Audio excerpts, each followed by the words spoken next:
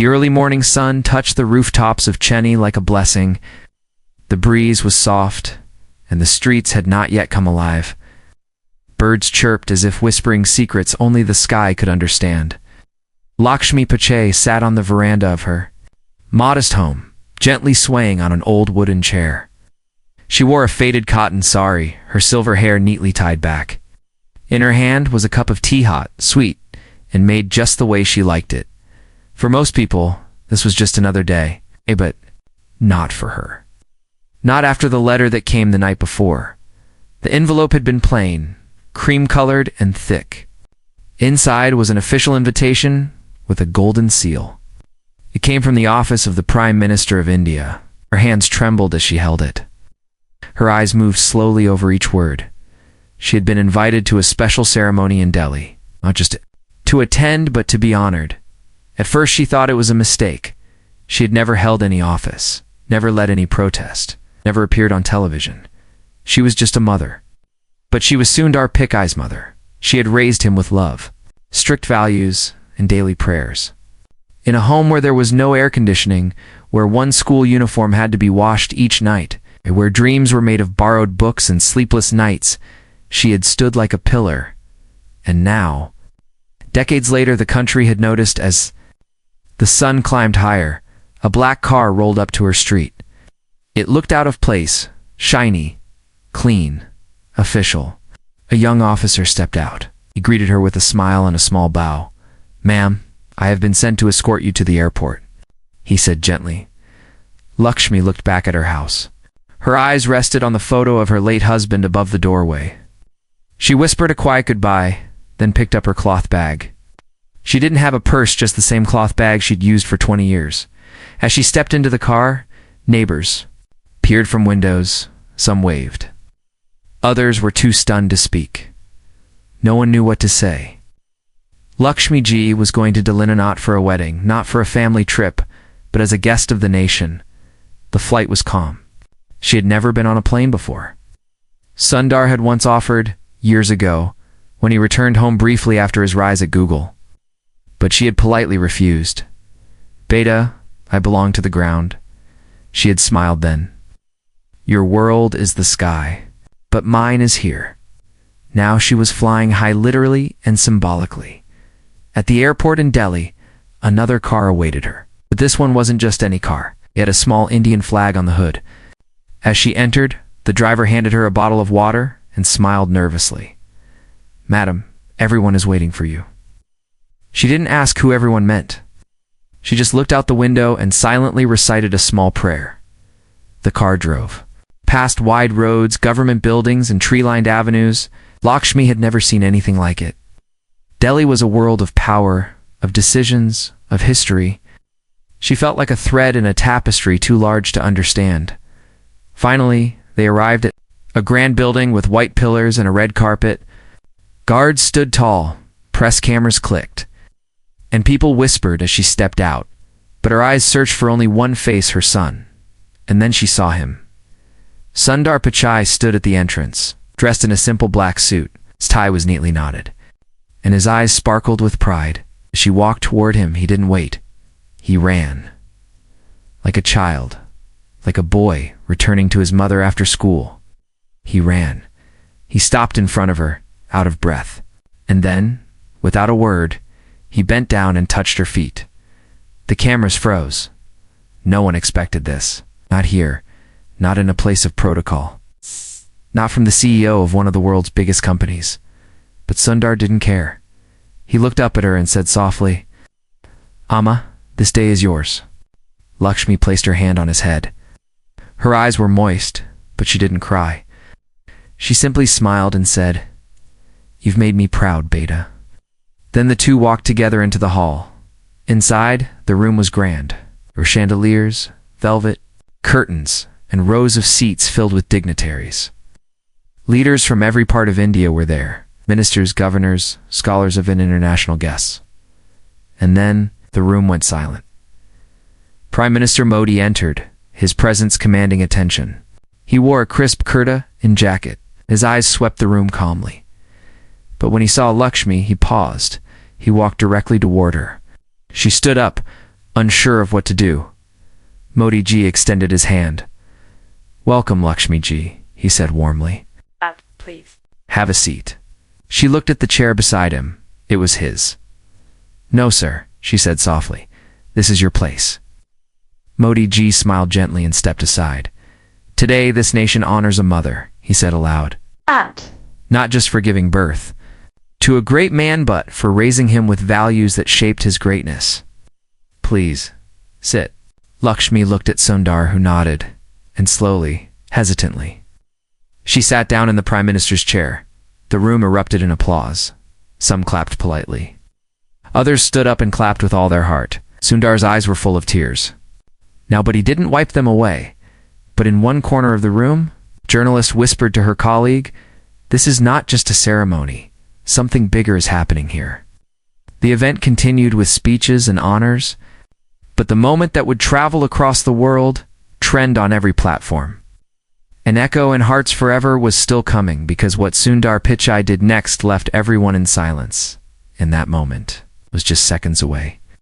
As the sound of applause faded, a deep stillness settled over the room. The kind of silence that doesn't feel empty but electric. It was the kind of silence that comes just before something unforgettable. Lakshmi Pichai sat stiffly in the chair usually reserved for the Prime Minister of India. Her hands rested in her lap, slightly trembling. She was not used to this kind of attention. The cameras pointed at her. The spotlights framed her in gold. Behind her, the flag of India fluttered gently as if saluting her silent strength. But her eyes, they stayed humble. She looked toward her son, Sundar, who now stood at the podium. His posture was tall, his presence calm. But beneath that polished surface was a storm he had carried for years. And today, finally, he was ready to let it out. "Namaste, Sundar," began in a soft voice, one that still carried the accent of his roots, untouched by Silicon Valley's polish. Before I speak about innovation, or progress, or the future, I want to say something personal. Something I have never said publicly before. The room shifted. Journalists leaned forward. Leaders adjusted their seats. Even Modi ji turned fully toward him. Sundar glanced at his mother. She smiled, unaware of what was coming. "I stand here because of my mother," he said, voice steady. "But not just because she raised me. Not just because she fed me, educated me, or taught me to pray. No, there's something more." His voice caught. He paused, cleared his throat, then continued. "When I was 10 years old, my mother pawned her wedding bangles to buy me a math book." Gasps echoed. Even the most seasoned journalists dropped their pens. She didn't tell me at the time. I only found out years later, when I was in college. Those bangles weren't just jewelry, they were memories. They were symbols of her marriage. And she gave them up silently. For a book, Lakshmi's eyes widened. She had never expected him to say this, not here, not in front of the world. "That book changed everything," Sundar said. "I read it cover to cover. Me that never went out. I got a scholarship, then another, then I got into Stanford. But that journey didn't begin with talent. It began with sacrifice." He turned to face his mother directly. "Amma, I know you didn't want me to know. I do, and I want the world to know too." Lakshmi's lips parted, but no words came out. Her throat tightened with emotion. Her hands trembled as she reached up to wipe her tears with the corner of her sari. Sundar wasn't done. He reached into his coat pocket and pulled out a small velvet box. The room held its breath. "Inside this box," he said, "is a gift. But not just for my mother. It's a message. For every parent, for every child, for every person who thinks sacrifice goes unnoticed." He opened the box. Inside were 2 gold bangles, exact replicas of the ones his mother had sold decades ago, but even more beautiful. Carefully crafted by hand in her favorite traditional design, they glistened under the lights like they were made of sunlight. He walked slowly toward her, one step at a time. Lakshmi's eyes filled with fresh tears. Her hand flew to her mouth in shock. He knelt in front of her, not as a CEO, not as a billionaire, not as a tech visionary, but as a son. He held the bangles out to her with both hands and said, "Amma, I can never return what you gave up. But today, let me give you something that honors what you did." Lakshmi's hands trembled as she took the bangles. She turned them over slowly, as if making sure they were real. "I had these made in the same workshop where your wedding set was crafted," Sundar whispered. A sound escaped her lips. It's not quite a sob, not quite a word. Just raw feeling. Modi ji stood up silently.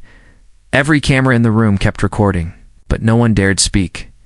Then the Prime Minister stepped forward, looked at Lakshmi, and gently folded his hands in a respectful namaste. "This country," Modi ji said, breaking the silence, "does not move forward only because of leaders or visionaries. It moves because of silent warriors like Lakshmi ji, mothers who shape the future, not with power, but with love, sacrifice, and strength." Lakshmi tried to stand, but Sundar placed a hand gently on her arm. "Let me say one more thing," he said. He turned back to the audience. "People ask me, what's the secret to your success? They expect me to say strategy or innovation or funding. But I set's a woman in a small home in Chennai who gave up everything so her son could have something." The hall erupted in applause once again, louder, deeper, more meaningful. Leaders who had never clapped before clapped now. Guests from foreign countries stood up. The entire room honored not a politician or a company, but a mother. Lakshmi reached for her son's hand. Oh, she didn't speak. She didn't need to. But the story was not yet over, because just as the applause faded, a soft chime rang through the hall. A quiet, bell-like sound from the side of the room. A secretary leaned toward Modi ji and whispered something. Modi ji raised his eyebrows, then looked toward Sundar. "Sundar ji," he said, "there is someone else who is asked to speak with you, someone very important." Sundar looked confused. "Right now?" Modi ji nodded. "Yes, right now. They've arrived early." Before Sundar could ask who, the side doors of the grand hall opened, and standing there, surrounded by a small team of advisors and tight security, was the President of the United States. The room went completely still. No one had expected this. Not even Sundar. He stood frozen, the bangles still in his mother's lap. As the President walked slowly forward, Lakshmi looked from the President to her son, confused and anxious. Sundar stepped forward, and what happened next, no one could have predicted. As the heavy doors of the hall closed behind the President of the United States, the atmosphere in the room shifted again, but this time it was beyond admiration. It was something rare, something sacred, like the air before a storm or the final pause in a sacred song. No one dared whisper. Even the security guards kept their eyes forward, still as statues. Sundar Pichai stood there, shoulders slightly stiff, unsure of what to expect. His life had been full of high-stakes, meetings, world leaders, boardrooms, global summits, but this felt different, more personal, heavier. It wasn't about innovation or business today. It was about identity, about roots, about things that couldn't be calculated by data or predicted by algorithms. The President, a tall man with silver hair and calm eyes, approached slowly, not with the stiffness of politics, but with the grace of someone who knew exactly what his presence meant. In that moment, he stopped just a few feet from Sundar and offered his hand. "It's good to see you again, Sundar," he said, voice warm but heavy with something deeper, something unspoken. Sundar hesitated just a second too long before shaking his hand. "Sir, this is ... unexpected." The President smiled, but there was something behind his eyes, a weight, maybe even sorrow. "I won't take much of your time," the President said, "but this moment is bigger than both of us. I came because I needed to return something." He turned and signaled to one of his aides. The man stepped forward, carrying a thin, old leather folder with a rusted clasp, the kind you don't see anymore. It looked fragile, like it had been kept for decades in someone's attic. The President took the folder and turned to Lakshmi Pichai, who was still seated in the Prime Minister's chair. Her hands, now holding the golden bangles, clutched them. "A little tighter?" She looked at the American President with quiet dignity. "Lakshmi ji," said respectfully, before your son ever became a name known in our country. He was already part of a story we never fully understood, till now. He held out the folder to Sundar. Open it, the president said gently. It's yours. Sundar took it with both hands. His fingers brushed the cracked leather, looked. Down at the seal, stamped faintly on the top corner, Stanford Alumni Records, he read softly. A few people in the audience exchanged glances. What was this? Sundar opened the folder slowly. Inside were photocopies of several documents.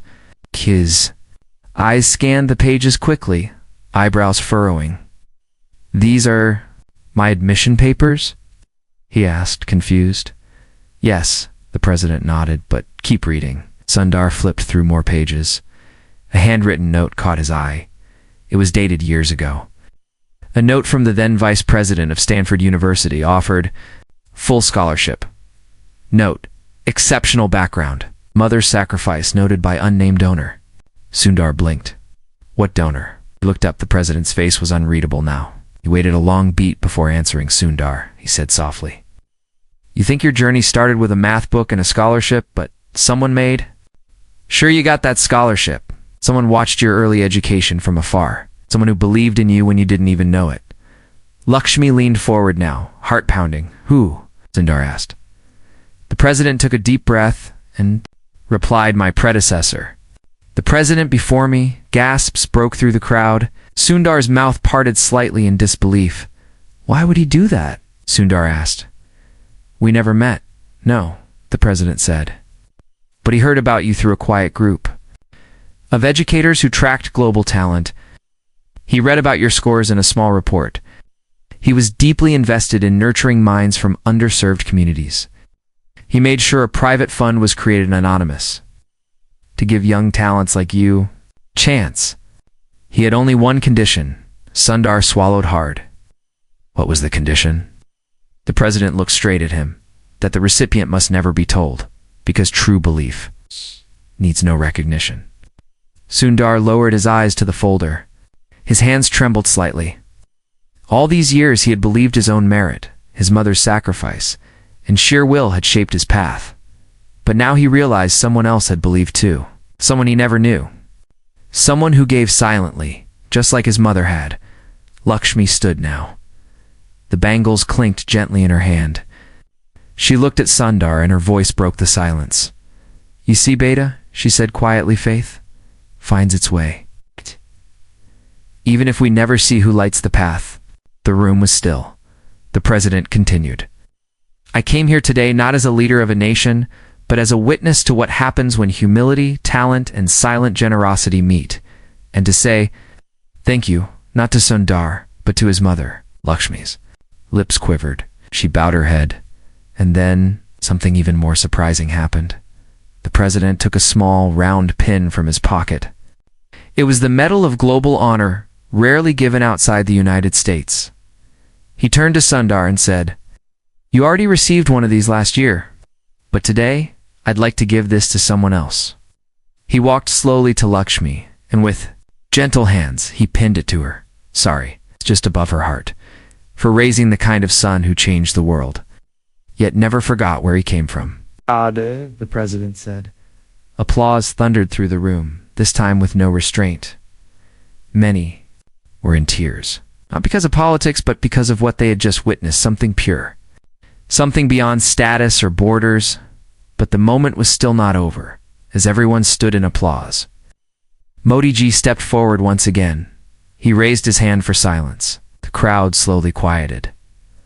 I believe, Modi ji said slowly, that this story should not end here today.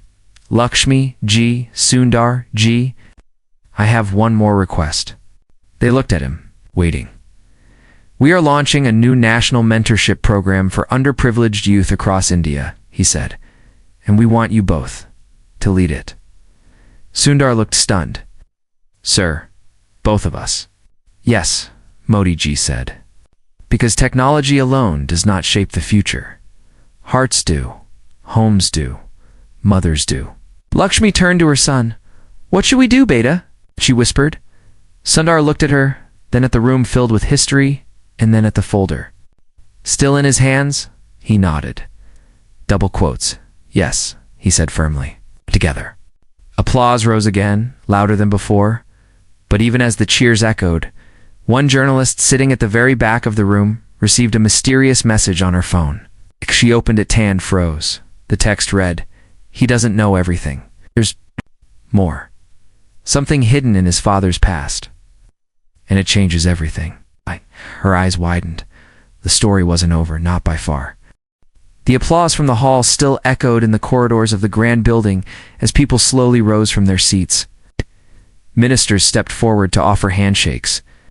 Global leaders exchanged smiles. Some simply stood in awe, touched by a ceremony they never expected would move them so deeply. Lakshmi Pichai stood beside her son, holding the edge of her sari tightly, the weight of the metal on her chest both light and heavy at once. For a simple woman who had once stood in line for rice, this moment felt like a dream she had never dared to dream. Sundar was calm on the surface, but inside he was overwhelmed. The emotions, the revelations, the spotlight, it all came in waves. But beneath the warmth and the honor, something else had begun to stir, something quiet and unsettling. He noticed the young journalist near the exit. She had risen slowly, holding her phone to her chest, her eyes not on the stage, but on him. And there was something in her gaze, something that didn't feel like admiration. It felt like suspense, even alarm. Before Sundar could approach her, she disappeared into the crowd dowers. Later, Sundar sat in a private lounge inside the Prime Minister's residence. The event had ended. The guests had departed. His mother was resting in a guest suite, exhausted from the emotional whirlwind. Modi ji had offered him a moment to gather himself, alone. But Sundar couldn't relax. He sat staring at the folder the American president had given him. The documents, the notes, the truth about his scholarship, he had read them all 3 times now. But the deeper he looked, the more one name haunted him, his father's, Venkataraman Pichai, the man who had worked as an electrical engineer, quietly, honestly, with discipline and devotion. A man who came home with tired eyes but never raised. His voice, Sundar had always admired him. He was the one who brought home the family's first telephone, who told Sundar about how semiconductors worked, who once said with a gentle laugh, "Dreams are just problems waiting to be solved." He was gone now. Had been gone for over a decade. His death had been sudden. A heart attack. Sundar was in the US when it happened. He had flown back immediately, but by the time he arrived, the cremation was already done. But now, with everything being celebrated, his mother, his journey, his success, something felt incomplete. Like an entire chapter had been skipped. Deep down, he knew why. His father had been hiding something. A soft knock came on the door. Sundar turned. A young woman in a black press badge stepped in nervously. The same journalist from earlier. He stood. "You were at the event," he said. She nodded. "Yes, sir, I'm Mira." He gestured to the chair. "You look like you had something to say. Go on." She hesitated, then pulled out her phone. "I got this message? Anonymous, but with attachments. They were sent during the ceremony." She passed the phone to him. Sundar stared at the screen. It was an old document scanned, an YELLOWED file from 1981. Research Associate, Classified Program, Code Vidane.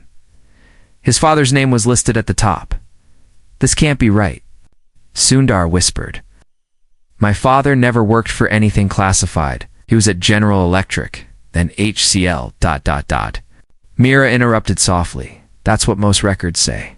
But this file, ... It's linked to a small lab in Bangalore. It was government funded. The project was shut down quietly." Sundar's hands shook slightly as he scrolled. Beneath the scanned document was a letter, handwritten, addressed to someone named K. Narayan. Then a young official in India's Space Research Division. "Dear Sir, I am submitting the final draft of Veda 9 under deep concern. What we have discovered could change not just circuits and chips, but consciousness. Please, handle this carefully. I family must never know. Venkatoram and Sundar blinked hard. His heart pounded. The letter didn't make sense. Consciousness? Deep concern? This wasn't his father? His father never spoke of philosophy. He was a man of wires and schematics. Where did you get this? Sundar asked, his voice hoarse. Mira shook her head. I don't know. It came from a secure server. The message only said, he never wanted you to know. But the truth belongs to you now. Sundar leaned back in his chair.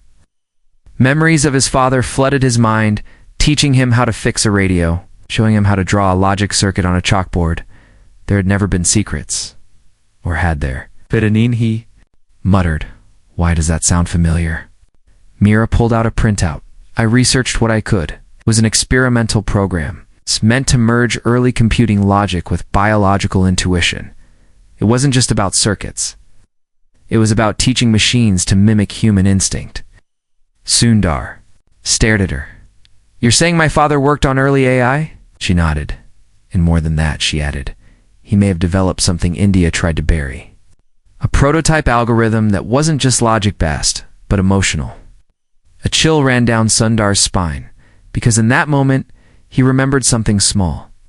Something he hadn't thought about in years. When he was 9 years old, he'd found a notebook on his father's desk. Inside were strange diagrams not of machines, but of faces, expressions.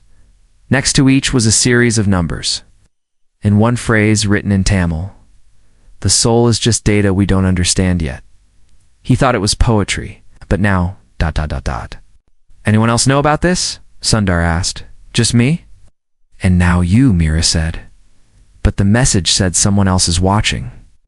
Someone who tried to keep this hidden for decades. A loud knock suddenly startled both of them. A security officer stepped in. Sir, he said urgently, Prime Minister Modi is requesting you immediately. Something urgent. Sundar stood up. What happened? Someone just broke into a private server room at the Indian National Archive, and they left behind a name. Sundar's breath caught. The officer continued. The name was yours. Sundar turned to Mira, who was now pale. This is bigger than any of us imagined, she whispered, and Sundar knew his journey, which he thought had been forged by hard work and sacrifice, was now twisting into something else entirely. A mystery that started long before him, a secret his father died keeping, truth that might not only change how he saw himself, but how the world saw technology, emotion, and power. And it was far from over. The sun had already set by the time Sundar, Pichai, and Mira stepped out of the Prime Minister's residence. Delhi's streets, usually buzzing with honking cars and restless crowds, felt strangely quiet. But inside Sundar's heart there was no quiet. Only questions that throbbed louder with each step. He sat beside Mira in the black government vehicle as it weaved through the city. His fingers gripped the edge of the folder that contained his father's secret letter, the one marked Vedanine. Each word from the letter ran through his mind like a slow burn. And the phrase haunted him most. My family must never know. Sundar turned to Mira. How did all this go unnoticed for so long? My father was never even the kind of man who kept secrets. Mira, calm but focused, replied, because men, like your father, didn't have the luxury of telling the world what they were building. The project was classified, hidden under layers of bureaucracy. There were no digital records back then, just paper trails. And someone erased most of those trails, except this one. So why now? Sundar asked. Why did this message appear today, of all days? Mira didn't answer immediately. She reached into her backpack and pulled out an old notebook, leather-bound and weathered by time. Double quotes. I found this while searching through archived files that had been scanned into an old university database. It had no name on the cover, but the handwriting matched your father's. She handed it to Sundar. He opened. It slowly, page after page, was filled with strange patterns. Binary numbers, symbols, equations mixed with Tamil proverbs. And then, near the middle, a hand-drawn map. It was vague, just a series of lines. Landmarks. In one word written in English. Sangam. Sangam. Sundar read aloud. Yes, Mira said. That's what led me to the site. It's in the outskirts of Bengaluru, an old government-owned building, registered under a research body that doesn't exist anymore. I did some digging. No staff, no active operations. But the building still gets power and security surveillance. Sundar looked at her, alarmed. You think my father's work is still there? I think, she said quietly. Someone has kept it alive. The drive to Bengaluru took them through the night. Neither of them slept. Mera sat silently, her laptop open, scanning through encrypted files and maps. Sundar stared out the window, the stars above blending with the dim city lights. In his mind, memories of his father bloomed like shadows. His quiet laughter, his firm advice, the way he would place a hand on Sundar's shoulder when he was anxious. Was it possible? That same man had created something that could change the world. Something he'd kept even from his own family. As dawn broke over the horizon, their vehicle pulled into a deserted road, surrounded by tall wild grass and crumbling walls. The building in front of them looked abandoned, gray concrete, rusted, gates and moss growing along the base. But a small red light blinked above the entrance. Motion detector, Mira whispered. Someone's watching this place. They stepped out carefully. The air was thick with dew. Every footstep echoed. Sundar's heart beat faster with every step toward the truth. Mira used a tool to disable the outdated keypad. The lock clicked open, and the heavy steel door creaked aside. Inside was darkness. In silence, they turned on their flashlights. The hallway stretched into blackness. Walls lined with peeling paint. Doors on either side were locked tight. The deeper they walked, the more the air changed, cooler, denser, like a cave holding its breath. And then at the very end of the hallway, they saw it. A wooden door, newer than the others. Recently used, Sundar pushed it open. The room inside was filled with machines, strange, blinking, outdated, but humming softly. On one wall was a massive circuit board covered in wires. Across the room stood an old desk, and on it a small glowing terminal still running on a fossil of a system. Mira gasped. This place has been maintained, but by who? Sundar asked. As if to answer him, a monitor on the far wall flickered. 2 life text appeared. Welcome, Venkotaraman Pichai. Mira stepped forward and began typing. The system accepted the access code from the old notebook. A loading bar filled the screen. Then, slowly, a series of files opened. Blueprints, research, logs, audio recordings, and a video. Mira clicked on the video. It was grainy, black and white, but clear enough. Sundar saw his father. Younger, sharper, his hair still thick and black, eyes intense. If you're seeing this, the recording began. Then someone found my work, and it means time has passed. I didn't build Vada9 for war. Built it because I believed emotion could be digitized, not to replace humanity, but to protect it. The camera shook slightly as he leaned closer. Vada9 was not just about predicting behavior, it was about understanding pain, grief, sacrifice. Because the world is led by logic, but it is healed by empathy. I feared deeply that one day people would use machines to manipulate, not uplift. Sundar's hands were clenched into fists. His father had seen what others didn't, and he chose to vanish. From recognition to protect it. If this lab is ever reopened, the recording continued, I urge you, don't let it fall into the hands of power. Let it serve the forgotten, the invisible, the broken. The screen went black. A long silence followed. Then Mira's voice broke through.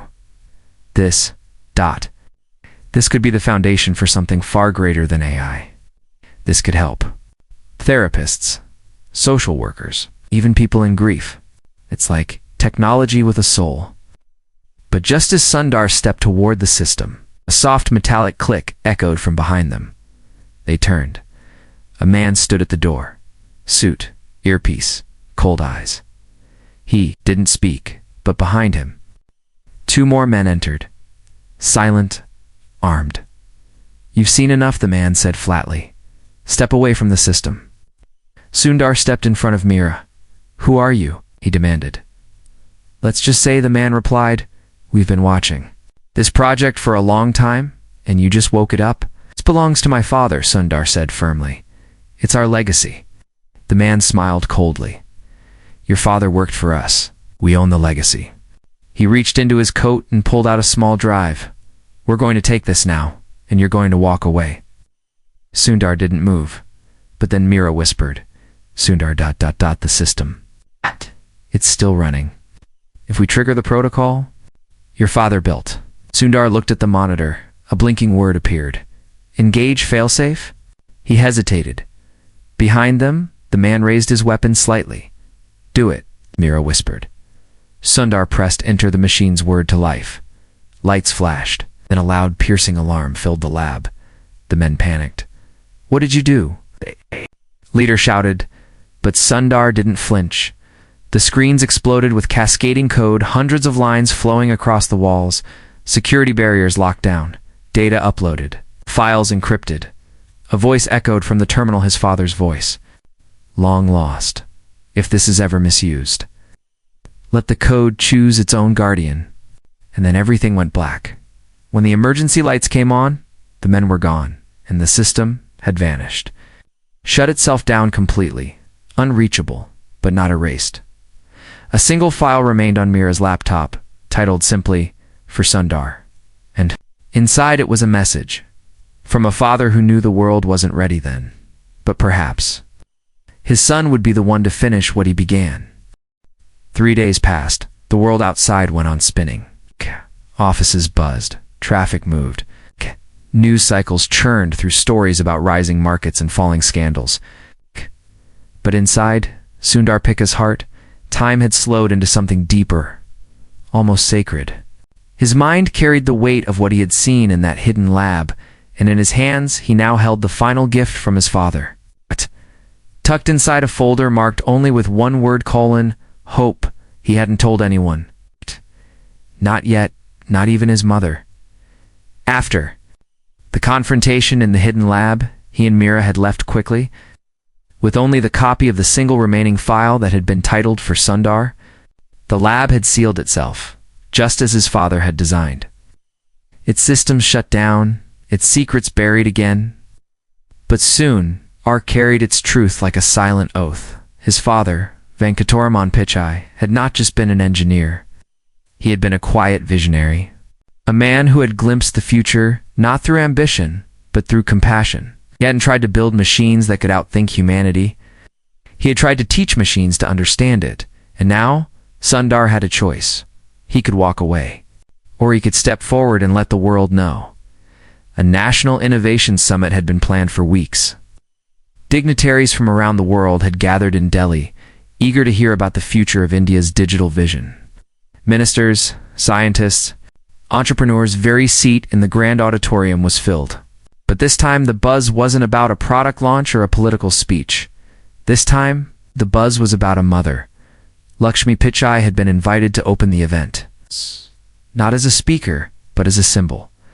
As she stood at the edge of the stage dressed in a soft beige sari with a border of jasmine flowers woven into her braid, she looked around with quiet grace. She didn't know what her son had planned. She only knew something inside him had changed. When Sundar stepped onto the stage beside her, the applause swelled. He wore no tie, no presentation clicker, no prepared SLIDSHOW, only the folder. He placed it on the podium. And then he spoke, but not from a script. His voice was calm, soft, filled with reverence. I came here today not to speak as a CEO, he began, not as a technologist, but as a son. The audience leaned in. Many of you know my story, he continued. How I grew up in a small home in Chennai, how my parents worked tirelessly so I could have a chance, how one math book changed everything. But what I didn't know until this week is that behind every dream lies a deeper story, one that begins long before we ever arrive. He opened the folder gently. My father, Sundar said slowly, was not just an engineer, he was a creator. He developed something that, if used with wisdom, could have changed how machines interact with human emotion. It was called Vedanine, and it was hidden for decades, because he feared it would be misused. A ripple passed through the crowd. I discovered his lab, his notes, his voice. I saw the work he protected, even from his family. And I realized he wasn't building a legacy for recognition. He was building one for protection. He paused. And now that legacy has been passed to me. His mother looked up at him, eyes wet but glowing with pride. Sundar turned to the massive screen behind him. It flickered to life, not with numbers. Not with a product, but with faces. Photos of children in remote villages learning under solar-powered classrooms. Images of nurses comforting patients with the help of simple diagnostic AI tools. Elders using voice-to-text messages to reconnect with family. These weren't stock images. They were real. "We are launching a new initiative," Sundar said, voice growing stronger, named after my father. Project Vent. A mentorship, education, and technology empowerment program designed to bring emotional-aware, AI, and accessible tools to the places the world forgets: villages, slums, shelters, schools without roofs. And it will not be owned by any corporation, he added.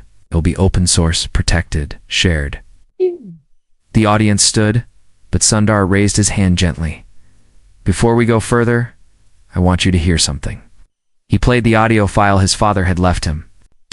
Venkataraman Pikas's voice echoed across the room, steady, thoughtful.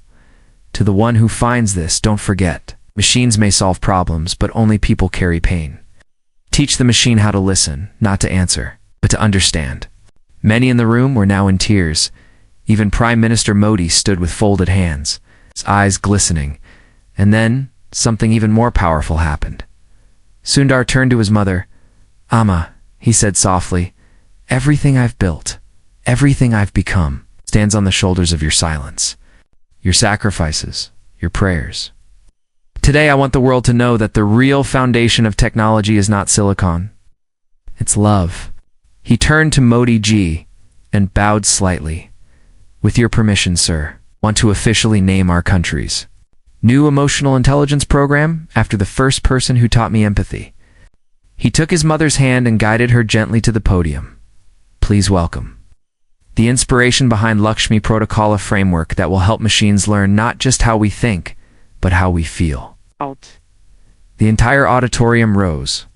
The applause shook the very walls. Reporters dropped their cameras to clap. Dignitaries wiped their eyes. But Sundar wasn't done. He stepped back. Let his mother stand alone at the mic. Lakasa looked out at the sea of faces. Then in the simplest, most unassuming tone, she said, "My son may understand machines, but I still understand people. Teach your children to be kind. Everything else will follow." And with that, the future began.